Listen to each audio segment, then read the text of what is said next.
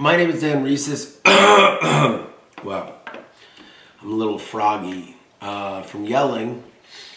I put an end to a project of mine that I was working for a long time a few weeks ago.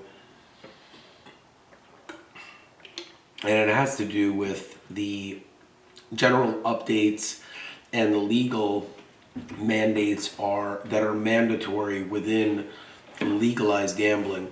And I say it in quotes because the concept of gambling, age restrictions, and general requirements to really understand a human being's net worth in order to calculate the maximum amount that they're able to spend. And I say that with all respect to the gaming companies, but there is such a massive psychological element that is involved with the human brain when it comes to patterns of addiction that are so easily to recognize based on so many algorithms that were invented in the 70s, 80s, 90s, that by the time the legalization of gambling came around, the psychology of what actually happens in a human brain, either winning or losing, but dealing with an element where it's interactive, is extremely dangerous if it's not expressly stated that the action that you're involving yourself in is highly addictive, highly corrosive to morale, meaning that when you're gambling, a lot of people don't really understand that dopamine is a chemical that I'm sure everyone knows is really associated with the pleasure sensors, and people don't really understand the quantity of dopamine that is dripping into your brain while you're gambling on sports using your phone far exceeds anything that happens in most people's regular lives. So the concept of being addicted to something like that is not only logical, it would be almost virtually insane if the majority of people didn't get addicted to this product, because essentially one of the reasons why I say this is because my entire motif apparatus relies on the fact that, well, first off, my eyes hurt. My concept of addiction relies on the fact that it is so important for people to understand that one of the reasons why I don't find myself prone to addiction like a standard person does is because willpower is obviously very important. Context is very important, but also limitations. Please remember that I've never even tried crack, heroin, meth, or any of the top tier, highly addictive drugs. The worst thing I've ever tried is cocaine. It's not really, well, first off, it's not for me as a human being because it's absolutely horrible for your nasal passages. And for someone like me, it's associated with a pattern of behavior that I simply will never engage in because it was a direct result of being abused. And to take responsibility for it, it's just a matter of me trying to escape a situation that I knew was really, really harmful to both myself. And self-destructive behavior, I've learned, is not something that's always in the control of the person. So personally, I think that it takes a lot of balls to be able to stand here on YouTube and say that I never was addicted to any of the drugs that I mentioned, especially not cocaine. But my use of it in the past, remember, I've been with my wife for 25 years. I would have to say that my total amount of times is less than you could count on your hands. And the reason why I say this is, and far less, the reason why I say this is because we don't live in a world where people can be honest about things. And as much as I would like to regret ever even trying it, it is one of those substances where Rick James has famously said cocaine is a hell of a drug. Unfortunately, for certain individuals, it is a prerequisite or requirement for them to gather up the strength they need to be in social environments, which is why it is so popular amongst social scenes. When it comes to people like myself who have something called ADD or ADHD or any type of hyperactive disorders that allow us human beings who have this to focus on one very specific task at a hyper level, while at the same time not being able to focus on anything at all. It's hard and to describe and complicated because as with all conditions of medicine, it is on a case-by-case basis. So to generalize an entire group of millions of human beings whose numbers continue to increase because of the quantity of information on a phone. So you'll find a lot of people who would not normally have ADD or ADHD having it because of the amount of stimulation that your eyeballs and brain receives from the electronic device that people who are addicted to it cannot put down. These addictions come in so many different forms, and I'm surprised that the majority of people still do not recognize the dangers of it. But because they do not, I was forced to really look at this situation and find a solution for this massive issue. And luckily, through the app Victorious, I was able to do it. But essentially, I recognized at the same time, oh my God, I've created another app. I've created another instance for the singularity to come and rear its ugly head. While at the same time, I'm dealing with so many different gambling houses that I've experienced are cheating consumers on a regular basis.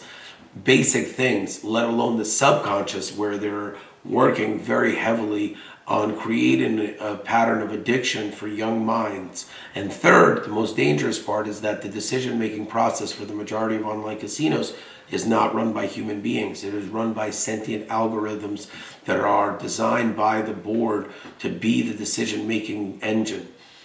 This is beyond scary for us as a society who relies on gambling as a legal and legitimate form of recreation for adults.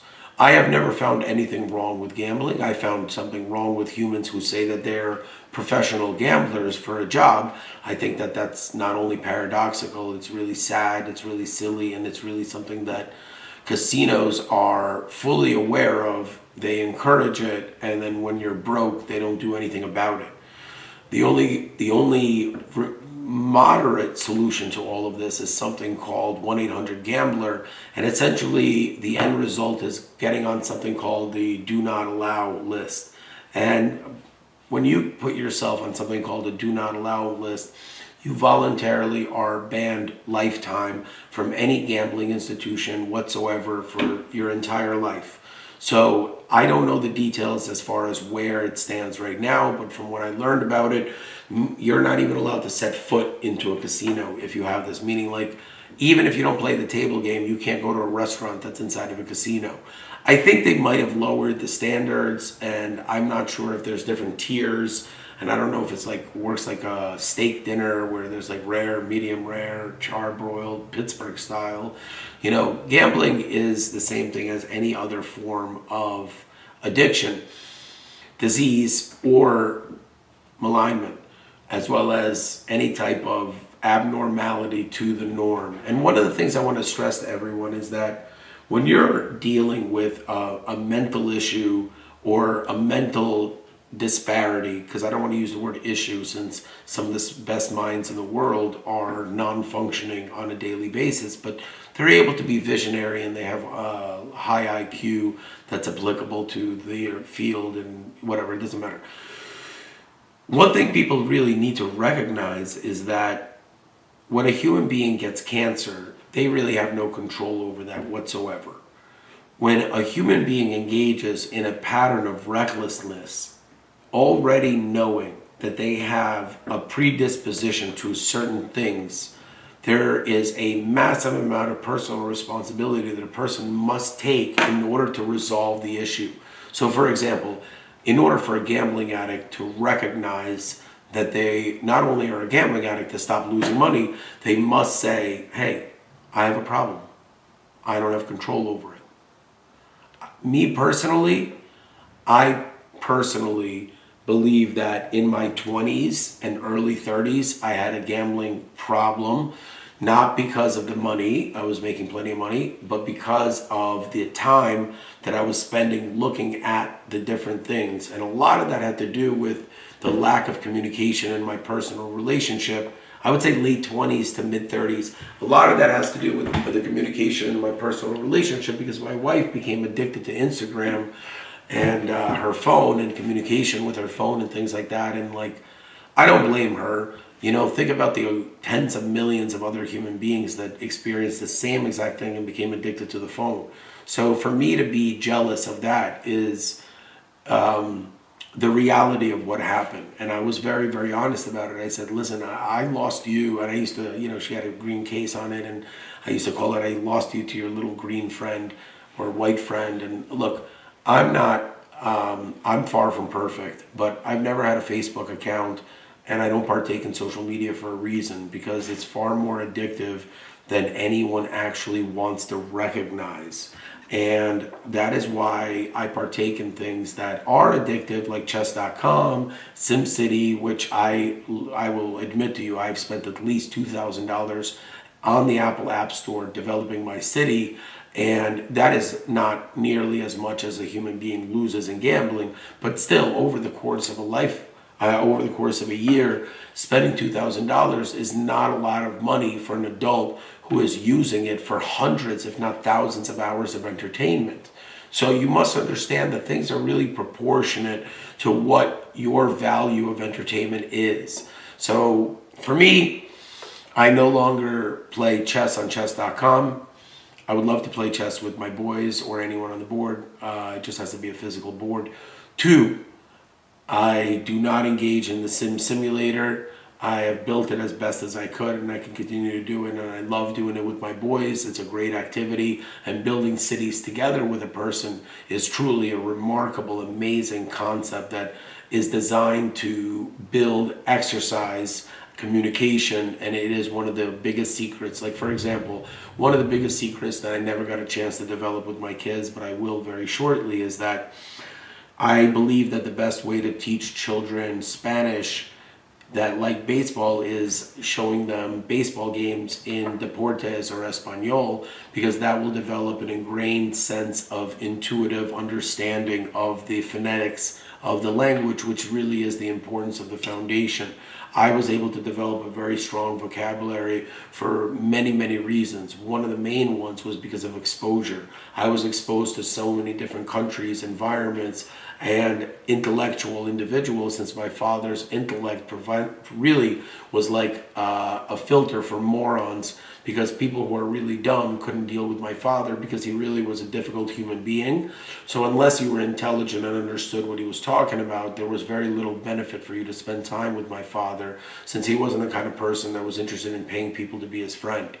I, on the other hand, found myself to be paying many people for friendship because of things like when I was arrested for doing nothing more than selling marijuana, and I was really good to my friends about it. I gave everyone weed for free. One of my closest friends, for no reason whatsoever, like broke up with me as a friend by sending me a letter. I was only doing 4 months in jail or a state prison. It wasn't like the end of the world, but this is a human being who I've known my whole life, and it was really traumatic. I actually cried, and I was so sad. And I believed for so long that there was a reason for that. And it took me a really long time to accept the fact that not only did I do nothing wrong, the whole reason why I am not friends with this person is because I really cared about that letter being sent. And clearly this person didn't. His name is Drew Cohen. I hope he does well. I have never spoken to him a single day or a single time since that moment. That is just to show everyone that and by the way, his father and mother did more for me than my own parents did. He has, and his brother's really cool too. I just ran into him like a year or two ago at Kiwanis again. And I hope the best for Drew. I would hug him when I see him. I would laugh about the past. You know why? Because it's in the past. Because the story that I'm talking about, I turned 24 that summer. That means Drew was 23. We were kids, but we were adults at the same time. And when you're a young adult, you need to have the opportunity to make many mistakes. So if Drew Cohen ever wants to reach out to me, I would love to reach out to him, because I wasn't the best friend either. I made a lot of mistakes as a friend, and there were a lot of things that I regret doing, but ultimately, it is in the past, is what I'm trying to say. And it took me 20 years, exactly 20 years, I'm 43, to really understand that I forgive Drew Cohen. I forgave him a few days after what happened. But you have to respect someone's space. When someone sends you like a 2-page letter going into why they don't want to be friends with you. And it just sounds like basically the meanest thing in the entire world, because remember, I'm already in jail. So like, and I had $1 million of my cash taken from me. I, was stabbed in the back by our other friend, Ben, who I gave a job to and was really nice to, and like didn't do anything bad to him whatsoever. And people just pretty much believe that they could do whatever they want to me because of my kindness. And I believe that like the best way to really describe it is, most people really confuse my kindness for weakness.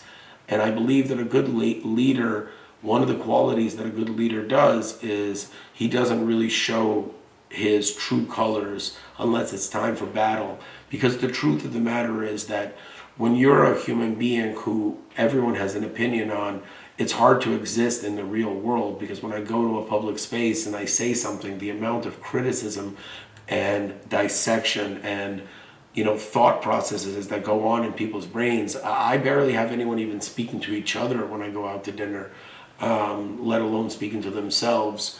And it not only makes me feel not uncomfortable, just more alone than I am already. If you notice in all of these stories, the only thing I did was I was Dan Rhesus.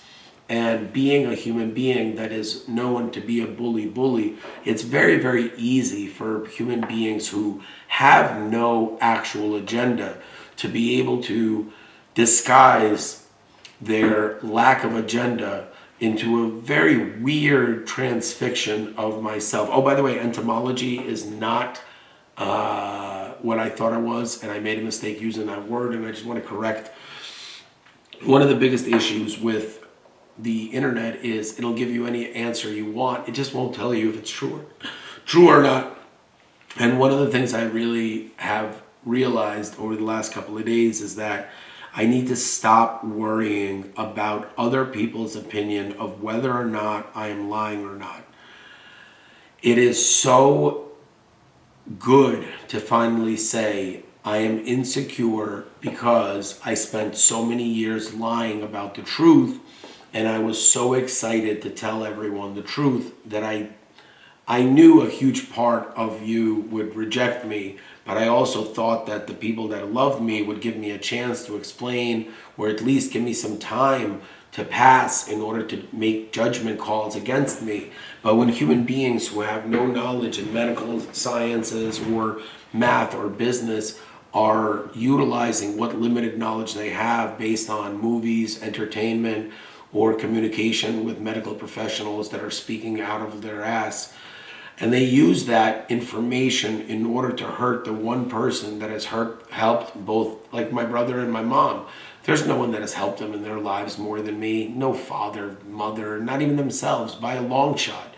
And for them to be able to immediately dismiss me as having some sort of a mental illness, and for my brother to make a condition that I must sign over my real estate properties, which were at the time worth $20 or $30 million.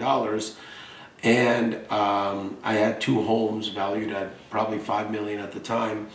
And when you talk about the reality of just how, like, I looked at him and I was like, oh yeah, thanks, but no thanks. And I think he did it like indirectly through my wife. And what kind of a marriage can sustain a family who goes out of their way to tell the person that I'm married to that I'm making up a story about something that I'm not making a story up about? So it puts me already behind the 8 ball before I was even able to have a chance to show everyone, look, over the next week, I have to focus on the most important week of my life, which is the culmination of this nonsense of me being accused of all this shit that I never did. And I've been able to tolerate it for a long time because I'm a huge fan of the US government. I know it sounds corny, trust me, like I'm the one that has to be the corny one. And I also have zero ability to hurt my kids and to create this hostile situation, whether or not I am an antagonist or a protagonist. The worst thing that you can say that I've ever done is post a video on my channel utilizing the US Constitution as a freedom of speech matter in order to combat being arrested 6 times illegally when I made the mistake of going to the county for help. And the reality is that not only was I right, the fact that I was smart enough and brave enough to document the horrible, horrible things that human beings who just simply ask for help have to go through is really a testament to my upbringing. I want to thank Robert Casper personally for being one of the strongest role models. I want to thank Mr. Bill Petrick, who has unfortunately passed away. Rest in peace. I really want to thank my two grandfathers who balanced power and kindness in a way that is very special. I want to thank everyone at Project Ghost, especially Ghost 17, Ghost 19, Ghost 31 to 38, and Ghost 2. I also want to thank the director of Project Ghost. I understand that you all believe it doesn't exist. I wanted to thank Ms. Tulsi Gabbard. I wanted to thank the entire Rittenhouse family. I wanted to thank, I'm not a white supremacist. I'm not even a Republican. I like the Democratic Party, and I was a huge Bill Clinton fan in the 90s. And my uncle Boris, who is anti-communism, I'm not really sure if that's a political party, but if it was, I think that they would align much further, obviously, with the Republican agenda, because socialism teeters with democracy. And I think that my opinions are basically that we should have one agenda as a country and get rid of the bipartisan system. So creating a third system is not really the answer. The answer is really merging of the two political parties in order to create something that I invented called the digital vote. Now, the digital vote works on a very simplified principle, and that reminds me that I need to make sure that I put that as one of the projects that are in the queue. My goal was really to start on everything this Monday, and the best I can do is be net positive, which means that every single day I generate double the amount that it costs for me to live.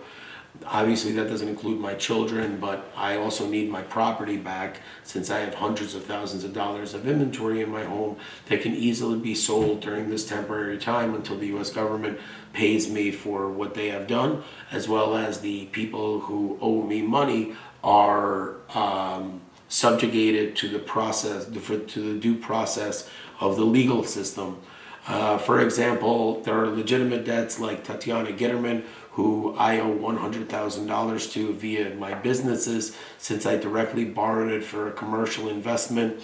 I utilized it in my personal property, and I'll let her know this because the return on investment at the time was going to be very high, since I bought my property right before COVID. At the time when I purchased my property, many people in the real estate business, especially in the New York City commercial residential real estate, like to use the Guccione mansion as the gold standard for the comical aspect of the current market. So the Guccione mansion sold. Bob Guccione, for anyone who doesn't know, is the creator of Penthouse. He has this 2-floor amazing whatever house, and it was sold, I believe, in 2018 for a whopping $80 million. Now, that being said, in today's market, I believe that the value of the market is about half of that. So the Guccione mansion would not sell more than $40 to $45 million. And I believe that the quantity of millionaires has really decreased in the city, and that really has started a ripple effect, because the less people that are like-minded, the less you want to be there. You know, if you're a very wealthy person and there's some sort of a revolution or revolt process, you really don't want to be in the heart of Midtown. I mean, it's like something out of Batman,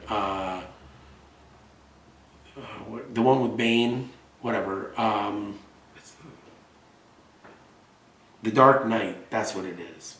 The Dark Knight Rises.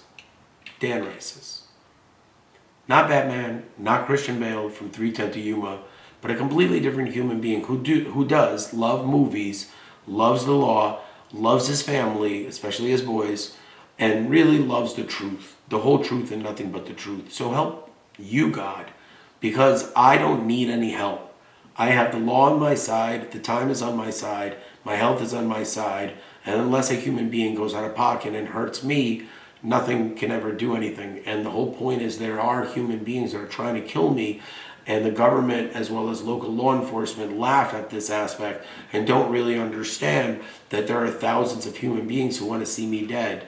And although, in my opinion, this content is disseminated amongst billions of people, not directly, but through many channels of distribution. So there are thousands of content creators that watch this content and then copy what I say on a diluted scale. A big example of that is something called the manosphere, and me being one of the first people to really dissect the insanity of it a couple of years ago. I really didn't think that I would be a victim of it on the reverse side, because I truly believe that what my wife subscribes to is what can be called the female version of the manosphere. And I do. I believe that both parties are sexually attracted to one another. I believe that the women who find themselves entranced in the idea that they can restart their life, be whoever they want, the world is their oyster, a celebrity will talk to them. All of those things are in full balance with every guy that flexes on Instagram, wants to watch himself, wants to know how many likes and hearts he has gotten. Those people would be perfect because they both can stare at their phones together, at each other, in bed together. So there is a light at the end of the tunnel, because it looks to me like the manosphere is perfectly balanced with the walkaway wife. So there is a preset group of human beings ready to date each other. So that problem solves itself.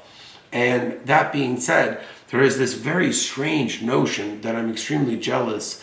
I don't think people understand that when my wife and I had a really good relationship, it is true, I was jealous because I thought this is the person I'm going to spend the rest of my life with.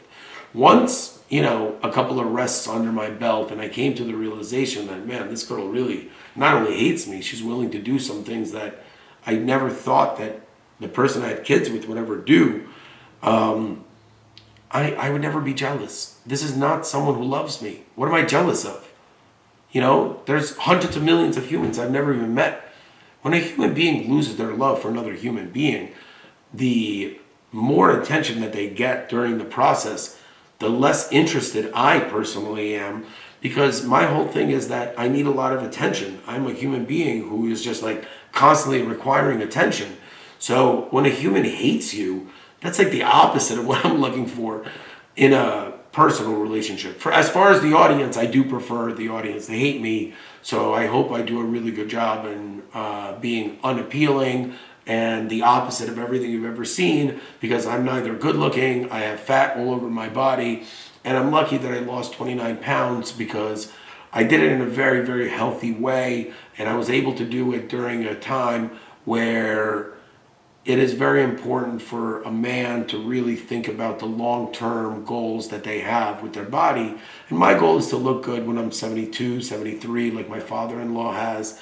And in order to do that, there is a physical regimen. I know my father-in-law did a lot of push-ups and sit-ups, and that's really a big requirement. He also is a horse who has played sports his whole life. And I say horse in a good way. He also is an incredible athlete and one of the best old man golfers. He's not even old. He's in great shape. He looks like he's in his late 50s. And he's one of those guys that kind of went bald early, and he owns it. So his good looks is something that is a very big part of the reason why I married my wife, is because I really wanted children that are boys, and I wanted them to... I have very short legs, okay? And I make this stupid joke that my wife has beautiful... I mean, it's not a joke. It's a true statement. It's just people laugh at me when I say the truth, because they don't understand that when I'm really nervous, I start laughing.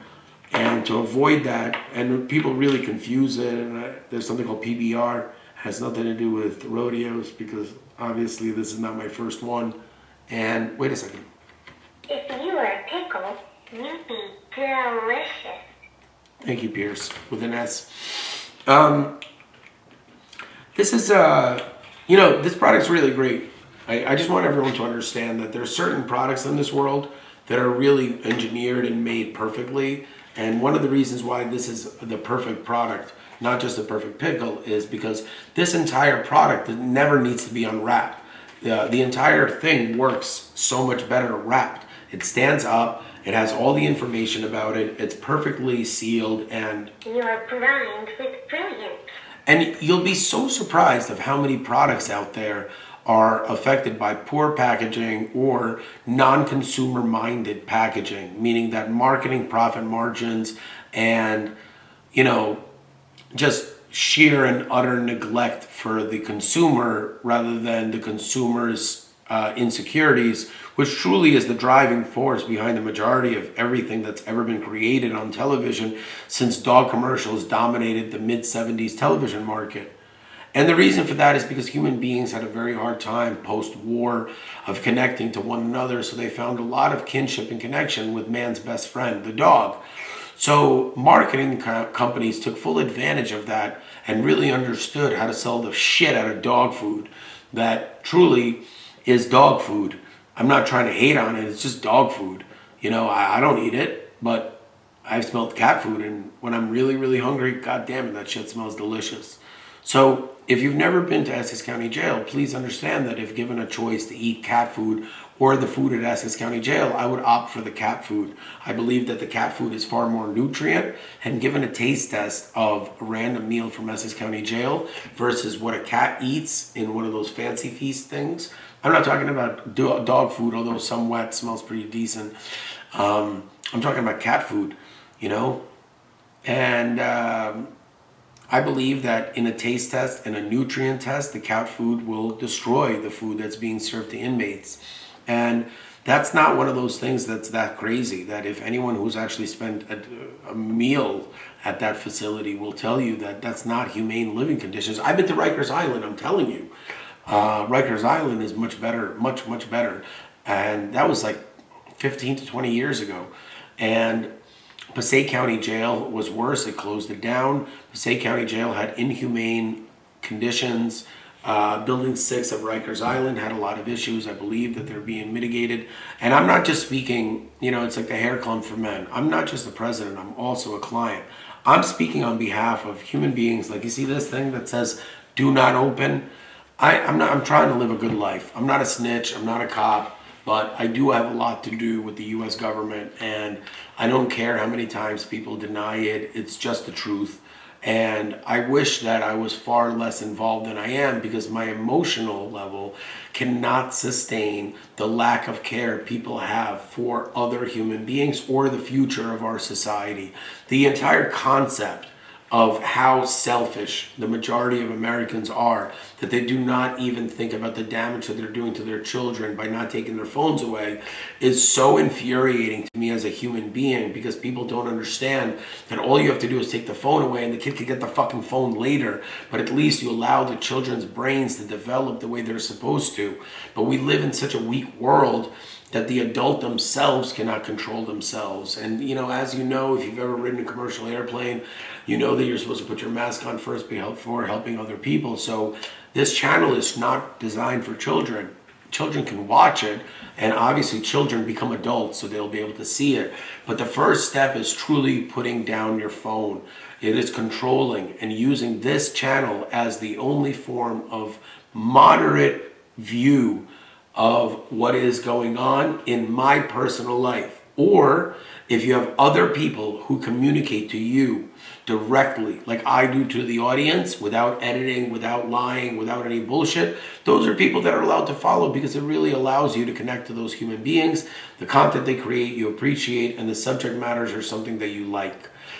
This is not me criticizing. This is me trying to do the best I can to heal an entire nation of human beings that has found themselves completely dependent on PCDs, which is personal communication devices. PCD is a word that I invented in order to express to everyone that the phone, the iPhone, or any form of communication other than a PCD is an outdated form of communication. One of the reasons why the word phone has stuck so much is because we don't use the phone, but we excuse it in our own brains by calling it a phone, because a phone is something that we need in order to communicate with other people, especially during an emergency. But nobody needs MGM betting app in order to communicate during an emergency. Nobody needs Oingo, Boingo, Dingo, Zingo. I don't know what the fuck these balloon apps are. I don't know what's going on. Nobody needs to play chess when they're socially awkward. Nobody needs to do any of the things that are currently not only hypnotic, they are literally brain rot, no matter how intelligent you think you are.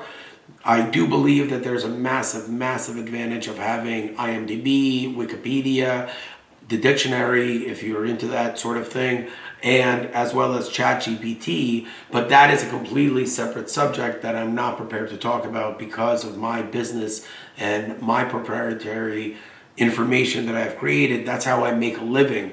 When I was 18 years old, I was given an option of whether or not to take a pension from the US government or spoils. I chose something called spoils. That is a very important part of this entire thing. And I am extremely upset at the way my real estate portfolio has been mistreated by both law enforcement and the courts. I'm extremely upset that Jamie's investment in myself and my personal life has been trampled upon. I'm extremely upset that I have not one but two very serious investors that have not been able to get their money that they lent me on a personal basis / business basis, all because of perjury. Perjury is the core reason why all this has been happening. Please understand that I've been saving this for a long time, because please also understand that once this issue has been identified, to continue committing perjury would in itself require a far lengthier prison sentence than from the moment that you see this video. Once you see this video, it is okay to stop allowing perjury and only deal with the ramifications of the crimes that you have committed. If you're a judge that has been okay with perjury without vetting the facts or knowing that the facts are a lie and allowing perjury, you will be asked to very calmly step down, because as you know, judges are lifetime appointed. But as you also know, there are many instances where judges need to be charged criminally in order to be removed from the bench. That doesn't mean they're going to go to jail. That just means that a lifetime appointment can only be broken if a law is broken. So my goal is to keep all the judges on the bench, even the worst of these human beings. But no matter how much I try to express to them that, you know, they're dealing with a conspiracy that is fully documented, and I'm just like this. And I find myself in court yelling, screaming, getting out of pocket, because I have a very serious handicap of attention deficit disorder and ADHD, which is hyperactive disorder. I think I invented ADHID, which is attention deficit disorder, hyperactive intelligent disorder. And the reason why I say this is because I believe that I'm something called hyperintelligent. If you're able to slow down the content that I'm saying, you're able to understand that everything I've been saying is fully coherent and in line with the original subject matter. Human beings who are able to speak in a continuous pattern without stopping on YouTube, without a script, are immensely talented. They're eccentric, but they're not mentally ill. What you need to understand, that mental illness is defined by an entire scale of certain types of things. A disability and a mental illness in the eyes of the law is not the same thing. A human being with a disability, like for a guy in a wheelchair, can easily represent themselves pro se. A human being with ADD can easily represent pro se. They just need compliance. And what the courts have done is, rather than being ADA compliant, they use my handicaps against me because I have no other options. I will never ever give up on my own children. I don't even know what people are expecting of me, let alone the fact that before this even started, I was the world record holder for the most amount of actual pro se filings that had to do with subject matters that are non-litigious based. Meaning there are human beings that are pro se, like serial filers. A big one is Mark Rich. I believe his name's Mark Rich. I gotta look that into. But the point of all this is that the guy that had the issue with Judge Salas, and which really ended up in a tragedy that I'm not going to talk about, he was one of those serial filers. I, Dan Rieses, have a text message. That's a normal form of communication. That's not something that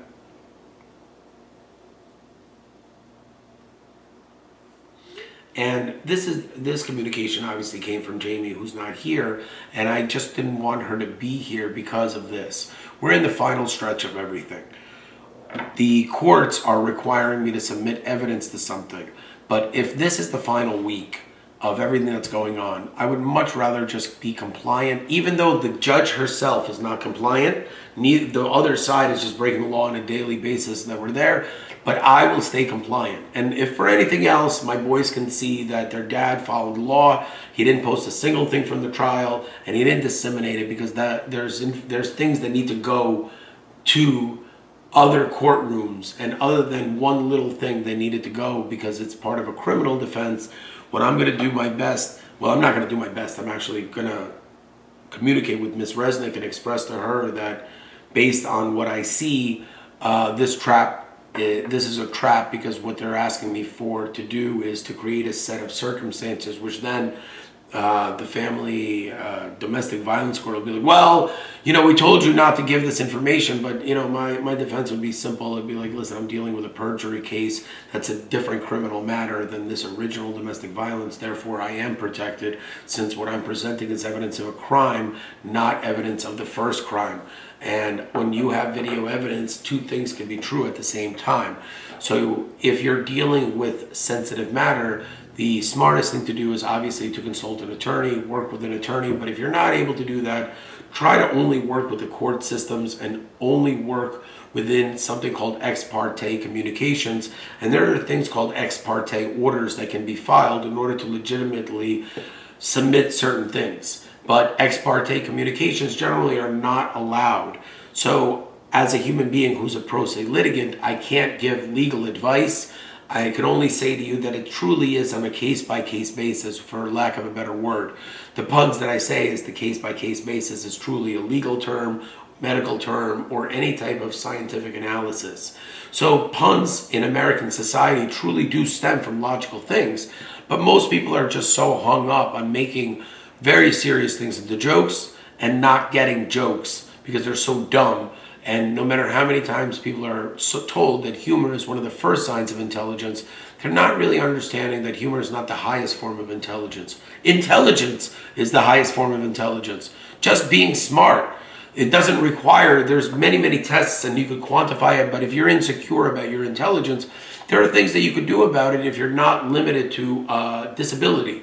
And that's really why I state that the American Disabilities Act is one of the most important acts, because it allows human beings that are different to truly be equalized in a positive way. Not in a Harrison Bergeron, some sort of a handicap where humans that are extraordinary are put through a bunch of tests to make them ordinary. This isn't golf.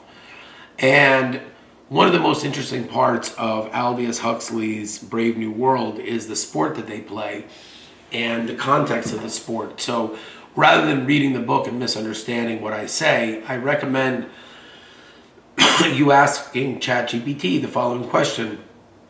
What role does golf play in Brave New World, and how does it relate to today's society?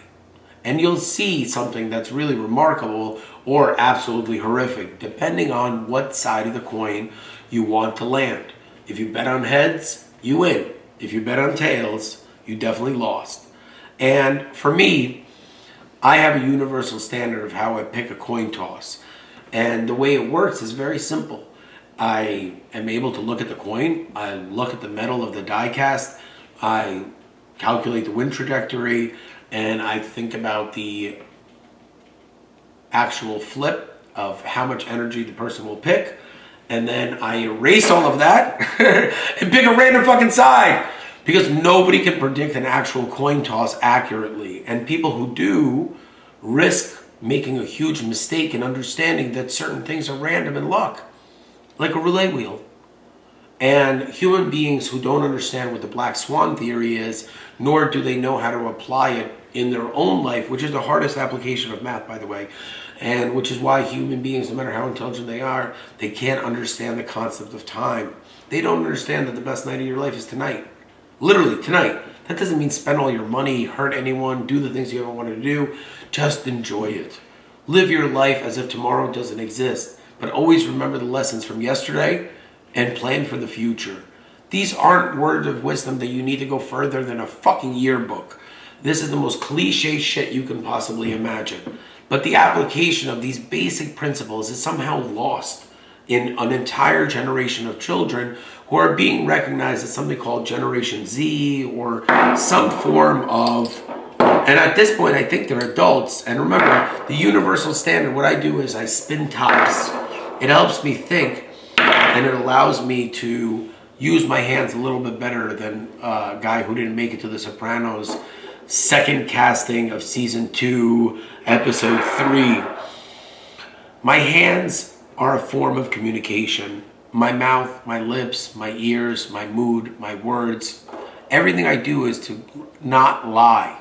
It is directly to communicate to human beings in a world of lies, humans that are not able to watch content without even having one single post being a lie. And it's sad, but there are so many things that we as a society can do. But rather than taking on these massive tasks, such as setting up something called the Department of AI Continuity, and, it's actually the Department of AI Neutrality, because balance is really the only way to deal with something that is so paradoxical, a two-edged sword. Technology, the internet, it is an absolute must for the development of us as a humanity and a society, but it is the application, the overuse, the lack of rules, and the complete misunderstanding of the addictive element that's involved. Well, that in itself would not stand. So in this video, I guess I'm gonna call this the reality of what I'm looking to introduce into the Supreme Court. Obviously, I'm just waiting for the bankruptcy court to do what I know they're gonna do, and that is completely fail in following the law or administering the rules, at which point I'll be able to assist Ms. Resnick with her Supreme Court filings. I also have a few other federal matters that have been completely ignored, suppressed, or illegally swept under the rugs by people who are associated with Bob Menendez.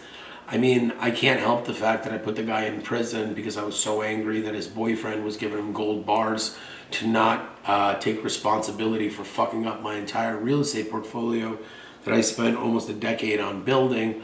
And I worked my ass, well, I'm sorry, not a decade, 2 decades. What am I talking about? 2 decades, 2 solid decades. I forgot I bought my first building when I was 23 years old with my own money. I work really, really hard. I've worked hard my entire life. I take a lot of offense to human beings who say that I'm lazy or I'm not doing anything. They don't really understand that I have a $100,000, maybe to $250,000 knife collection that is literally stolen and inside of the Livingston Police Department's evidence property room for no legal reason whatsoever. There is nothing that is being done. Everything is on me to get my own property back. So in case you're wondering, the police themselves robbed me. They're using some sort of an excuse behind me having to sign a waiver to get my stuff back, because I don't know which stuff is legal, which stuff is not, what they're doing with it, but I definitely don't want any guns or bullets or anything that doesn't belong to me back. But I do want my Microtech knives back, and I want to know the legality behind it, because the way I read the law is I'm allowed to keep a certain type of switchblade as a collector's item in a locked safe, or if even worse, if it needs to be in a third-party location, I cannot carry it around. I obviously can't use it for any purposes. I recognize this, and it's extremely dangerous for human beings who engage in the business of law enforcement to go out of their way and actually steal the items that they want in their own possession. And over the last 100 and something years, it has been a common theme for law enforcement to simply take whatever they want and steal their own property. And as you see in Sopranos and everything, local law enforcement is extremely corrupt, and absolute corruption, it simply corrupts absolutely. And, oh, by the way, great movie, Absolute Power. The Contender, I believe Absolute Power and The Contender are 2 movies that should be watched at the same time. And yeah, that's what I'm gonna watch, The Contender. So I work until 10 p.m. every single day until this issue is resolved. I would like to stop at 30 million net post-tax dollars for a period of 2 months, and then after that stop at $2 billion. Granted, from a guy who is, not doing that great financially. Please understand I'm still in retention of what was valued 10 months ago as approximately $82 million portfolio, $250 million in legal claims, and some of the most expensive IP in the entire world. Intellectual property, my inventions. Laugh all you want. Please understand that my proof of concept not only works, please, you could ask my father-in-law how well ProSlay actually works in the legal sense. The reason why I say this is because human beings who have known me my whole life that have chosen to lie to federal courts, state courts, and even worse, family courts, really don't understand that my entire goal in life is to be a father and to raise two beautiful boys. So when you fuck with that goal, it just makes a human being who should be focused on earning money, being a good dad, doing great for the country, developing business concepts that are universally positive. You know, I tried to adopt two kids, and my wife in court started to make fun of me in court and filed paperwork saying that I'm crazy for trying to help inner city youth. I swear to fucking God.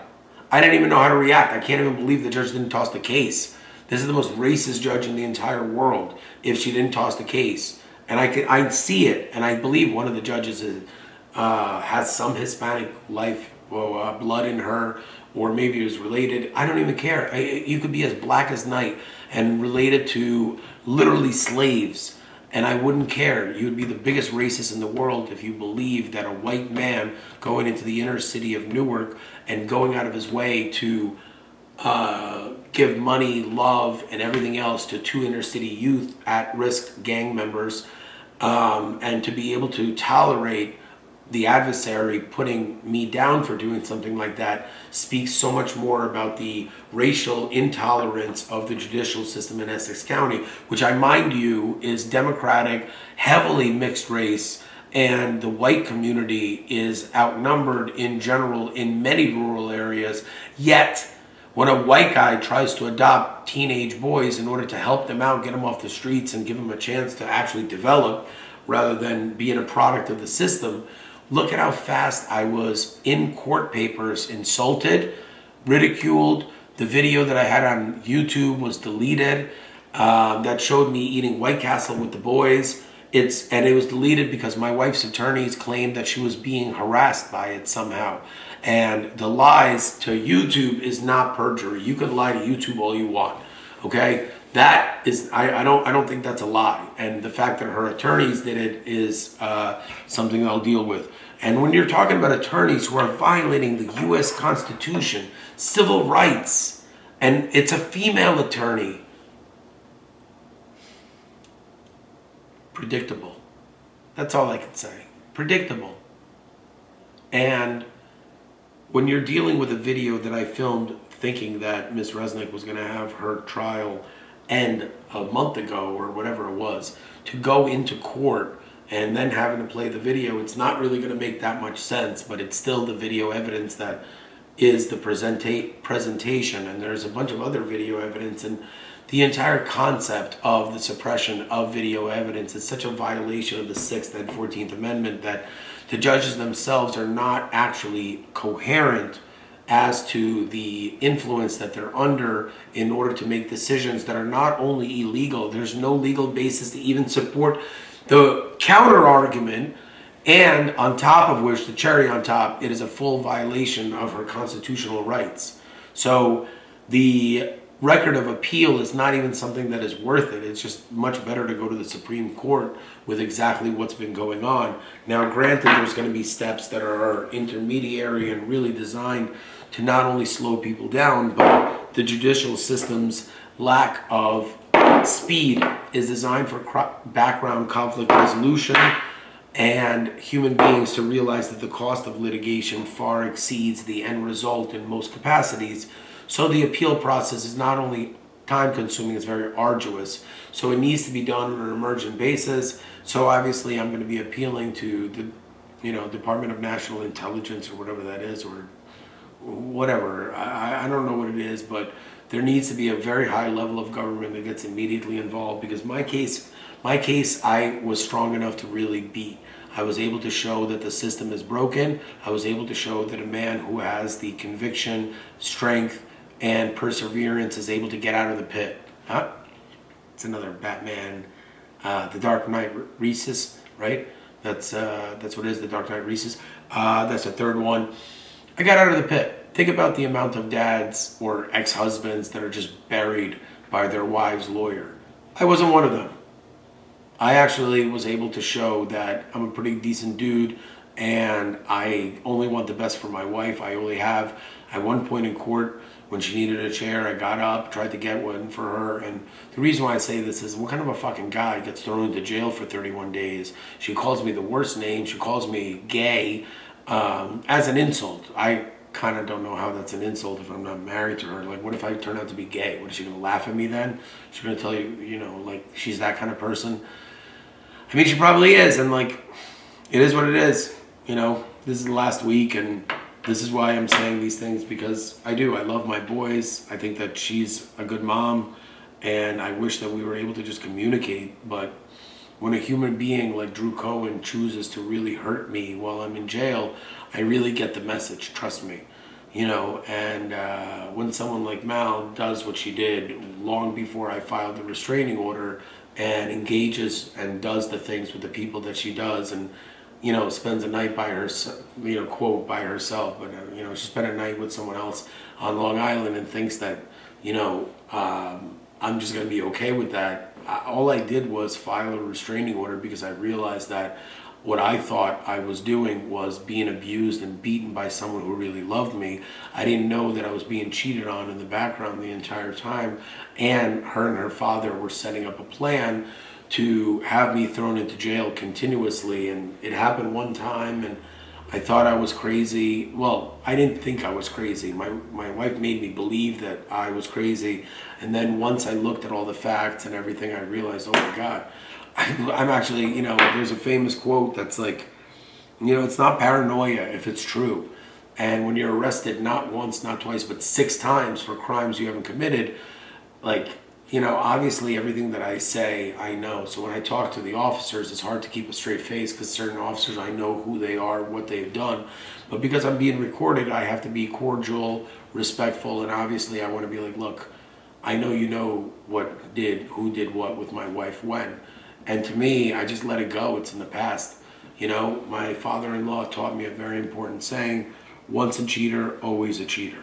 I just never thought that his daughter was going to be the person that was going to be at the core of it. And for my kids who ever want to watch this, they need to understand that human beings cheat when they're not happy. So I'm not at all upset. When a human being cheats on another person, it's because they're extremely unhappy and they don't have the courage to face the difficulties of ending the relationship. It is a byproduct of a broken relationship. It is not one person. Like, for example, the whole concept of adultery, it's really not fair in my opinion. So even though, you know, adultery was committed against me, I need to take personal responsibility that imagine how much this person not only hates me or hated me, that not only did she do that, she then went out of her way to invent all these stories and everything. And it's very scary to think that someone you've known your entire life is capable of doing things that you wouldn't think, even if you saw it in a movie, it wouldn't be believable. Yet here we are in a completely realistic and barely believable scenario that I have to somehow sit here on YouTube and explain to my boys that one day when they get older and they watch this video, that there is so much pent up aggression and anger that I was able to release via a very calm and civil process of communication, that as a human being who's both a pacifist and has never hit anyone in their life, not like maybe in self-defense, but it still didn't require a striking motion. It required, you know, there's certain tactics that are non-lethal to subdue a human being. You know, you don't want to like snap people's necks by striking them. You don't want to put people in chokeholds where they lose oxygen for a long period of time that causes brain damage. See, a lot of people don't really know the quantity of human beings that are injured with brain damage from a serious fight, because that's not really something that movies take into account, because unless you're dealing with like boxing or things like that, they're talking about it. But believe it or not, a lot of people develop brain damage if they're assaulted, and a lot of that is not just the physical aspect of it, it's the metaphysical of living in fear. So for me, I lived for about 6 years with fear every single day of not knowing when the next time I was going to be smacked and it's really not fun. My wife hit me really hard. She ripped a lot of my clothes. She broke my stuff. I reached out to her family. They didn't do anything. Her father laughed at me, and then they orchestrated a plan to throw me in jail on 7 different occasions at this point. And that just goes to show that how much they hate me. That, like, I just wish they would have said that to me years ago, and all of us could have had a normal life. But you know, I don't think that they think of me as a human being. They think that they're like their lives are the only ones that matter, or their daughter. But I'm a really good guy, meaning like I took my wife out to every single dinner. She never paid for a single meal. I'm proud of that. Every jewelry item she bought, I bought her. I got with my own money. I gave my wife the best flowers, gifts, cars, everything I can afford. I've never said no to her in my life. I was blindsided by my financial issues, but once again, I thought that I was married to someone who was really able to comprehend that the issues that I'm having are not my fault. But because of Jamie's presence, my wife was able to excuse a really, really, really horrible pattern of behavior on a public scale by mitigating the truth with pepper and salt of her own side of things, and I and the boys are the lucky recipients. I mean, that's a joke. The unlucky recipients of the fallout behind all of this. Because the truth is, I really love my family. You know, I think that what was done is a travesty. I think that the judges that were involved truly, and not the human beings that wear the black robes, but the judges, it's a job. They not only hurt and destroyed the lives of 2 minors, they really hurt me more than anything, and they rewarded criminal behavior, illicit behavior, violent behavior, nonverbal conflict resolution in a general tone of illegality, being able to be excused by the US dollar. And what the Essex County Court showed everyone is that money can buy your way out of responsibility. Not freedom, not winning anything, but money can buy you the ability to not take accountability or responsibility for the actions that you've taken. And for me, I'm running around taking responsibility and accountability for things I didn't even do, just so I can move on with my life and just see my boys and be with my boys and just end this insanity completely. But the courts have really opted to invent a series of lies based around perjury. And I can't do anything about that, because in the court, if the perjury is not recognized, then the entire basis of the counter argument is like, well, it's his side or her side. So like both sides should be responsible for perjury, but it doesn't look like there's any accountability or actual. See, I kept looking. I really don't want Jamie to hear any of this prior to this week. This is the most important week in the world. We do a Chinese wall. I don't know what that means, but it sounds semi-racist, but at the same time, there's the Great Wall of China. I do not speak to Jamie about her shit. She doesn't speak to me about mine. The only thing that we do is we look at the law, the rules of civil procedure, to see where the law lies in what things can be communicated on behalf of yourself as a pro se litigant. I gotta go, guys. Peace out.